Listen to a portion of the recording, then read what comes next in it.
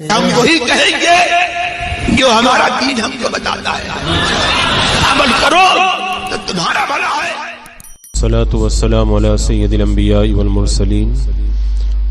اما بعد فاعوذ باللہ من الشیطان الرجیم، بسم اللہ الرحمن الرحیم۔ ان اللہ وملائکتہ یصلون علی النبی یا ایھا الذین آمنوا صلوا علیہ وسلموا تسلیما۔ اللهم صل على سيدنا وشفيعنا وحبيبنا مولانا محمد وبارك وسلم صلاة وسلام عليك يا رسول الله صلى الله تعالى عليك وسلم۔ حضرت سیدنا عمر فاروق رضی اللہ تعالیٰ عنہ کا عرس پاک تھا، تو اسی مناسبت سے میں نے یہ ارادہ کیا تھا کہ سیدنا عمر فاروق رضی اللہ تعالیٰ عنہ کی زندگی کے مختلف گوشوں کو آپ کے سامنے رکھا جائے، خاص طور سے آپ کے مقدس اقوال جو ہمارے لیے زندگی کا سامان ہے، کیونکہ ان مقدس ہستیوں کی باتوں میں وہ چاشنی رہتی ہے جس سے انسان کے دل کو غذا میسر آتی ہے۔ تو انہی میں سے حضرت سیدنا عمر فاروق رضی اللہ تعالیٰ عنہ کا ایک یہ مقدس قول ہے کہ من ترک فضول الکلام منی الحکمہ۔ حضرت سیدنا عمر فاروق رضی اللہ تعالیٰ عنہ فرماتے ہیں، جو بیکار باتوں سے، بیہودہ گوئی سے پرہیز کرتا ہے اسے حکمت اور دانائی بخش دی جاتی ہے۔ یعنی بندہ جب اپنی گفتگو کو صحیح محل کے اندر کرے اور فضول اور بیکار باتوں سے پرہیز کرے تو پھر ایسے بندے کو حکمت سے نوازا جاتا ہے، پھر وہ جو باتیں کرتا ہے وہ بڑی حکمت بری باتیں ہوا کرتی ہے۔ تو اس کا مطلب یہ ہے کہ جو بندہ فضول باتوں میں پڑا رہتا ہے پھر اس کی زبان سے پھر اچھی باتیں اور حکمت بری باتیں میسر نہیں آتی ہیں۔ اور فرمایا ومن ترک فضول النظر منع خشوع القلب، اور جو شخص بد نظری و آوارہ نگاہی سے پرہیز کرتا ہے اسے سکون قلبی، خشوع قلبی میسر آتا ہے۔ اگر بندہ اپنی نگاہوں کی حفاظت کرے اور غلط چیزوں کی طرف اپنی نگاہوں کو نہ اٹھائے، جن باتوں سے اللہ تبارک و تعالیٰ نے منع کیا ہے ان چیزوں کی طرف اگر توجہ نہ دے، ان کو نہ دیکھے، تو اس کا نتیجہ یہ نکلتا ہے کہ پھر اس کے دل کے اندر طمانینت پیدا ہوتی ہے، خشوع پیدا ہوتا ہے، اسے نماز اور عبادت کے اندر بھی لطف آتا ہے۔ پھر آپ نے فرمایا ومن ترک فضول الطعام منح لذت العبادہ، جو شخص وقت بے وقت جو ہے وہ خورد و نوش سے پرہیز کرتا ہے، یعنی فضول طعام سے پرہیز کرتا ہے، صرف جب ضرورت پڑتی ہے تبھی کھانا کھائے، اور جب کھانے کی ضرورت نہ ہو تو بلا وجہ جو ہے وہ اپنے پیٹ کو بھرنے میں نہ لگا رہے، تو ایسے بندے کو عبادت کا لطف عطا کیا جاتا ہے۔ اور جو عام طور پر ہر وقت اپنے پیٹ کو بھرنے میں لگے رہتے ہیں تو انہیں پھر عبادت کا لطف نہیں ملتا ہے۔ وہ ایک بزرگ نے کہا تھا نا کہ جب ناک تک تیرا پیٹ کھانے سے بھرا رہے گا تو پھر اپنے اندر تو نورانیت کو کہاں سے محسوس کرے گا۔ تو جب دل کے اندر بندہ نورانیت پیدا کرنا چاہے تو اسے اپنے کھانے کی طرف توجہ دینا چاہیے، اور کوئی اس طرح کا کھانا نہیں کھانا چاہیے کہ جو ناجائز ہو یا اس کے اندر کوئی اس طرح سے کوئی غلط چیز کی آمیزش ہو یا حلال طریقے سے جسے حاصل نہ کیا گیا ہو، نہیں تو بندہ پھر عبادت کی لذت سے محروم ہو جاتا ہے۔ پھر آپ نے فرمایا ومن ترک فضول الضحک منع الہیبہ، جو شخص زیادہ ہنسنے سے پرہیز کرتا ہے اسے روب و جلال سے نوازا جاتا ہے۔ آپ دیکھیں گے جو لوگ ہر وقت جو ہے وہ ٹھٹا مار کے ہنستے رہتے ہیں پھر ان کا روب و دبدبہ ختم ہو جاتا ہے، اور روب و دبدبہ بندہ اگر قائم کرنا چاہے تو اس کے لیے ضرورت اسی بات کی ہے کہ ضرورت کے وقت مسکرائے، فضول اور بلا وجہ قہقہ لگا کر کے ہنسنا اور ہر وقت ہنستے رہنا یہ بندے کی ہیبت کو ختم کر دیتا ہے۔ اور گھر کے اندر بھی خوش مزاجی بڑی اچھی چیز ہے، لیکن ہر وقت بچوں کے سامنے بھی اگر بندہ جو ہے وہ ٹھٹول کرتا رہتا ہے تو پھر بچوں پر بھی اس کا روب و اثر جو ہے وہ باقی نہیں رہتا ہے۔ پھر فرماتے ہیں ومن ترک المزاح منع البہا، یعنی جو شخص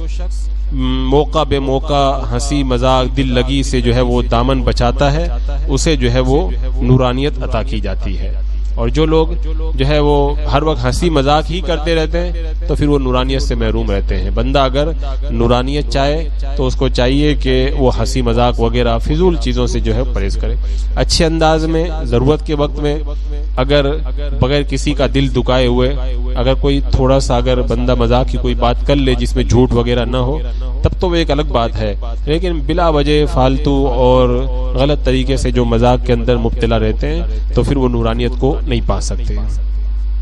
پھر فرمایا ومن ترک حب الدنیا منع حب الآخرہ، جو دنیا کی محبت کو ترک کر دیتا ہے اسے آخرت کی محبت عطا کی جاتی ہے، اس لیے کہ دنیا اور آخرت یہ آپس میں ایک دوسرے کی سوکن کی طرح ہے، اور آپ جانتے ہیں کہ جب ایک سوکن کو راضی کیا جاتا ہے تو دوسری سوکن ناراض ہو جاتی ہے، اور دوسری کو راضی کیا جاتا ہے تو پہلی ناراض ہو جاتی ہے۔ تو دنیا کا بھی یہی معاملہ ہے، دنیا بندہ اگر دنیا کے پیچھے بھاگے گا تو آخرت چھوٹ جائے گی، اور اگر آخرت کی طلب میں لگے گا تو دنیا کو اسے ترک کرنا پڑے گا۔ لیکن دنیا کو ترک کرنے کا مطلب یہ نہیں ہے کہ بندہ جو ہے وہ دنیا کی لذتوں سے بالکل فائدہ ہی نہ اٹھائے، دنیا میں کوئی توجہ نہ دے۔ دنیا ترک کرنے کا مطلب یہ ہے کہ جو ضرورت کا کھانا ہے وہ کھائے، ضرورت کا لباس پہنے، اپنے گھر بار کی ضرورتیں پوری کرے، جو کھانے کمانے کی ضرورتیں ہیں وہ کرے، کاروبار کرے جائز طریقے سے، وہ سب کرے، بلا وجہ دنیا میں نہ پھنسے کہ جو ہے وہ میرے پاس میں اتنا ہو گیا تو اس کو ڈبل کروں، پھر ڈبل کو 4 گنا کروں، بڑا مالدار بن جاؤں، بڑی عزت پا جاؤں۔ تو اس طرح دنیا میں جو بندہ پھنستا چلا جاتا ہے اس کا عالم یہ ہو جاتا ہے جیسے وہ مکھی جو شہد کے قریب جاتی ہے تھوڑا فائدہ اٹھا کے آ جاتی ہے وہ تو ٹھیک ہے، لیکن جو چاہتی ہے کہ پورا شہد ہی کھا جاؤں پھر وہ مکھی جو ہے شہد کے اندر چپک کر کے رہ جاتی ہے، اور پھر اس کی جان سے بھی اس کو ہاتھ دھونا پڑتا ہے۔ تو اس طرح دنیا کے اندر جو ہے وہ بالکل منمک ہونے سے منع کیا گیا۔ تو دنیا کو جو اس طرح ترک کر دے گا تو وہ آخرت کی محبت سے جو ہے وہ مالا مال کر دیا جائے گا۔ پھر فرمایا کہ ومن ترک الاشتغال بعیوب غیرہ منع الاصلاح بعیوب نفسہ، جو شخص دوسروں کی عیب جوئی سے دور رہے گا اسے خود اپنے ذاتی عیبوں کی اصلاح کی بھی توفیق نصیب کی جائے گی۔ جو بندہ دوسرے کے عیبوں میں توجہ نہیں دے گا اور فالتو بلا وجہ کسی کے پیچھے نہیں پڑا رہے گا تو اللہ تعالیٰ اسے یہ توفیق عطا فرمائے گا کہ وہ اپنے عیبوں کی اصلاح کرے، اپنے اندر جو عیب ہیں ان کو تلاش کر کے اپنے آپ کو جو ہے وہ راہ راست پہ لائے۔ اور جو آدمی ہر وقت دوسروں کے پیچھے ہی پڑا رہے گا پھر وہ اپنی اصلاح کبھی نہیں کر سکے گا، اپنا بگڑا ہے اور زیادہ بگڑتا چلا جائے گا۔ عام طور پہ آپ لوگوں نے لوگوں کو دیکھا بھی ہوگا کہ جو دوسروں کے چکر میں پڑے رہتے ہیں نا اپنے آپ کو بھی برباد کر بیٹھتے ہیں، اور جو بندہ دوسروں کے چکر میں نہیں پڑتا ہے تو پھر اسے اللہ تعالیٰ یہ توفیق دیتا ہے کہ اپنی کمیوں کو دور کرے اور اپنی اصلاح کرے اور نیکی کے کاموں میں سبقت کرے۔ دوسروں کے پیچھے پڑنے کا مطلب یہی ہے کہ بلا ضرورت جو ہے وہ کسی کی ٹوہ میں لگا رہے، ورنہ اگر کسی کے اندر کوئی برائی ہے اچھے طریقے سے اگر اس کی برائی اگر دور کر سکتا ہے تو اس کو سمجھانا، نصیحت کرنا یا اس کے لیے کوشش کرنا یہ تو اچھی بات ہے، لیکن اس کو بدنام کرنے کے لیے اس کے عیبوں کو تلاش کرنا، اس وجہ سے بندہ جو ہے وہ پھر اپنی اصلاح سے محروم ہو جاتا ہے۔ پھر حضرت عمر فاروق رضی اللہ تعالیٰ عنہ فرماتے ہیں کہ ومن ترک التجسس فی کیفیت اللہ منع البراءۃ من النفاق، اور جو شخص اللہ تبارک و تعالیٰ کی ذات کے سراغ کی جرت نہیں کرتا اسے نفاق سے جو ہے وہ برات لکھ دی جاتی ہے، کیونکہ اللہ تبارک و تعالیٰ کی ذات تک اس کی جو ہے وہ حقیقت تک جو ہے وہ رسائی بندے کے بس کی بات نہیں ہے۔ بڑے بڑے اولیاء کرام ساری زندگی عبادت کرتے رہے، آخر میں انہوں نے یہی کہا کہ ہم اللہ کی حقیقت کو نہیں پہچان سکتے، اس لیے کہ اللہ تبارک و تعالیٰ کو پہچان لینا یہ بندوں کے بس کی بات نہیں ہے، وراء الورا ہے۔ اللہ تبارک و تعالیٰ کی شان تو بڑی بلند ہے۔ میرے آقا صلی اللہ علیہ وسلم کا یہ حال ہے کہ میرے آقا علیہ الصلوۃ والسلام نے ارشاد فرمایا کہ میری حقیقت کو میرے رب کے سوا کسی نے نہیں جانا۔ تو جب اللہ کے رسول علیہ السلام کی حقیقت کو جب کوئی بندہ نہیں جان سکتا تو اللہ تبارک و تعالیٰ کی گناہ اور اس کی حقیقت میں جب بندہ غور و فکر کرے گا تو پھر وہ گمراہی کے اندر پھنس کر کے رہ جائے گا۔ تو بندے کو چاہیے کہ وہ اللہ تبارک و تعالیٰ کی جو ہے وہ حقیقت کے اندر غور و فکر سے جو ہے وہ پرہیز کرے، یہ ہے کہ اللہ کی نعمتوں میں غور کرے، اللہ نے جو اس کو انعام و اکرام عطا فرمایا اس سے غور کرے تو اس سے اس کو جو ہے وہ فائدہ حاصل ہوگا۔ اس کے بعد میں حضرت عمر فاروق رضی اللہ تعالیٰ عنہ کا یہ بھی بڑا پیارا قول ہے، آپ ارشاد فرماتے ہیں کہ حسن التودد الی الناس نصف العقل، یعنی آپ نے ارشاد فرمایا کہ لوگوں سے اچھی طریقے سے گھل مل کر کے زندگی گزارنا یہ عادی عقل ہے. یعنی جو بندہ عقل مند ہوگا اللہ تعالیٰ جسے عقل میں سے حصہ نصیب فرمائے گا وہ لوگوں سے کنارہ ہو کر کے زندگی نہیں گزارے گا بلکہ میل ملاپ محبت کا برتاؤ کر کے لوگوں کے ساتھ میں گھل مل کر کے رہے گا, ان سے محبت کا برتاؤ کرے گا. کیونکہ جو بندہ لوگوں کی محبتوں سے پرہیز کرتا ہے تو پھر وہ جو ہے وہ دانائی سے جو ہے وہ بہت دور چلا جاتا ہے. کیونکہ انسان دنیا میں بھیجا گیا ہے تو اسے ہر انسان کی ضرورت پڑتی ہے. آج اس کی ضرورت ہے, کل اس کی ضرورت ہے. اللہ تبارک و تعالیٰ نے ہر ایک کو دوسرے کی ضرورتوں کے ساتھ میں جو ہے وہ لگا کر کے رکھا ہے. تو انسانوں کے ساتھ میں گھل مل کر کے رہنا یہ عقل مندی کی نشانی ہے. اور اس کے بعد میں آپ فرماتے ہیں وَحُسْنُ السُّؤَالِ نِصْفُ الْعِلْمِ, یعنی آپ نے فرمایا کہ اچھے طریقے سے سنجیدگی سے لوگوں سے سوال کرنا یہ آدھا علم ہے. یعنی اگر ضرورت پڑ جائے تو لوگوں سے اچھے انداز کے اندر کوئی چیز طلب کر لینا یہ بھی جو ہے وہ علم کی نشانی ہے. اور یا پھر اس سے مراد یہ ہے اگر کوئی مسئلہ درپیش آ جائے تو اچھے انداز کے اندر لوگوں سے اس کے بارے میں معلومات کر لینا یہ بھی آدھا علم ہے. ورنہ بندہ یہ سمجھے کہ میں تو بہت بڑا ہوں, مجھے کسی سے پوچھنے کی کیا ضرورت ہے, میں کسی سے نہیں پوچھوں گا, تو سمجھ جاؤ کہ بندہ علم سے محروم رہتا ہے وہ. اور آپ نے دیکھا بھی ہوگا کہ جو لوگ سوال کرتے رہتے ہیں وہ پوچھتے پوچھتے پتہ نہیں کتنا علم حاصل کر جاتے ہیں, اور جو چپ چاپ رہتے ہیں وہ چپ چاپ ہی رہ جاتے ہیں. کیونکہ علم جو ہے وہ ایک خزانہ ہے اور سوال کرنا اس کی چابی ہے. تو جب چابی لگاؤ گے تبھی تو تالا کھلے گا. اب جو بندہ چابی لگاتا ہی نہیں ہے, سوال ہی نہیں کرتا ہے, تو اس کو علم بھی حاصل نہیں ہوگا. تو آپ نے فرمایا کہ اچھے طریقے سے سوال کرنا یہ آدھا علم ہے. اور پھر فرمایا وَحُسْنُ التَّدْبِيرِ نِصْفُ الْمَعِيشَةِ, مناسب طریقے سے جو ہے وہ تدبیر کرنا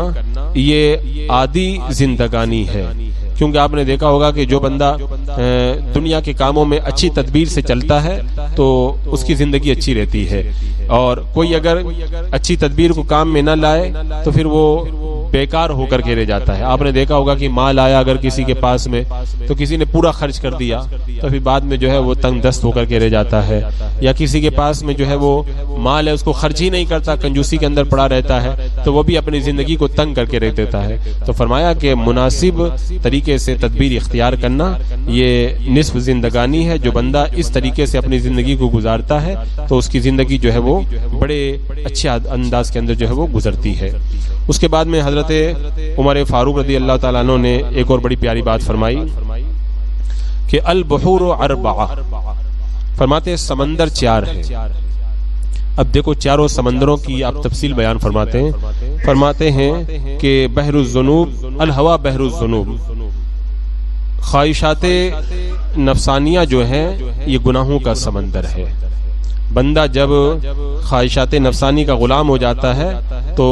پھر جو ہے وہ گناہوں کے سمندر میں غرق ہو جاتا ہے. کیونکہ انسان کا نفس اسے گناہ پہ گناہ کرواتا ہے تو خواہشات نفسانی کے سمندر میں ڈوبنے والا بندہ گناہوں کے سمندر میں ڈوب کر کے رہ جاتا ہے. اور پھر فرمایا کہ والنفس بحر الشہوات,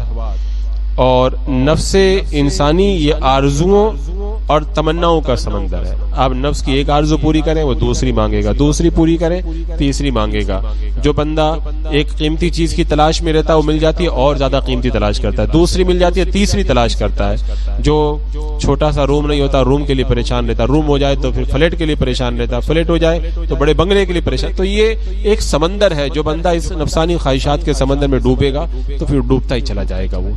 اور اس کے بعد میں آپ نے فرمایا کہ والموت بحر الاعمار, موت یہ زندگیوں کا سمندر ہے. کتنی زندگیاں ہیں موت کے سمندر میں ڈوب کر کے رہ گئی, کتنے لوگ آئے چلے گئے, کتنے لوگ جانے کے لیے تیار بیٹھے ہیں اور کتنے آئیں گے اور وہ جائیں گے. یہ ایک سمندر ہے جو ہے جس کے اندر زندگیاں ڈوبتی رہتی ہیں اور موت کا چکر چالو رہتا ہے, ایک کے بعد ایک انسان دنیا سے جاتا رہتا ہے. اور پھر فرمایا والقبر بحر الندامات, قبر جو ہے یہ پریشانیوں پشیمانی اور شرمندگیوں کا جو ہے وہ سمندر ہے. یعنی قبر میں جانے کے بعد میں بندہ پھر شرمندہ ہوتا ہے کہ میں نے یہ غلط کام کیا, وہ کر دیا, مجھے یہ نہیں کرنا تھا, وہ نہیں کرنا تھا. پھر قبر میں جا کر کے بندہ جو ہے وہ پشیمانیوں کا شکار ہوتا ہے. تو حضرت عمر فاروق رضی اللہ تعالیٰ عنہ نے جو چار سمندر بتائے, چار دریا بتائے, ان کا حاصل یہ ہوا کہ آدمی اپنی خواہشات کا پہلے غلام ہوتا ہے اور پھر اپنی آرزوؤں کی تکمیل کرنے میں، اس کو پورا کرنے میں مستغرق ہو جاتا ہے اور اسے کچھ پتہ ہی نہیں چلتا، زندگی ختم ہو جاتی ہے، اور پھر یہاں تک کہ اس کو قبر کے اندر اتار دیا جاتا ہے، اور پھر جب قبر میں پہنچتا ہے تب پھر جو ہے وہ شرمندگی کا شکار ہوتا ہے کہ میں نے اپنی زندگی کو تباہ و برباد کر دیا۔ تو اس طرح ایک کے بعد ایک جو ہے وہ بندہ سمندر میں ڈوبتے ڈوبتے آخر قبر کے اندر اتار دیا جاتا ہے، اور پھر ہمیشہ کی ندامت اور شرمندگی جو ہے وہ اس کے لیے گلے کا ہار بن جاتی ہے، اور پھر وہ ایسی ندامت ہے، پھر اس شرمندگی سے چھٹکارے کا کوئی راستہ نہیں ہے، کیونکہ قبر میں جانے کے بعد میں بندہ شرمندہ ہوگا تو کیا کر لے گا؟ دنیا میں شرمندہ ہوا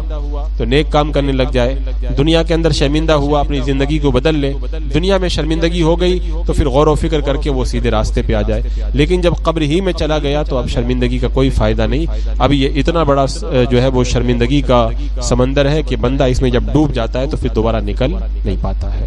تو حضرت عمر فاروق رضی اللہ تعالیٰ عنہ کہ عرس باغ کے موقع پر یہ آپ کی جو ہے وہ حیات طیبہ کے مختلف گوشے اور آپ کی پیاری باتیں ہیں، اگر بندہ ان پر عمل کرے تو زندگی کے اندر کافی تبدیلی لا سکتا ہے۔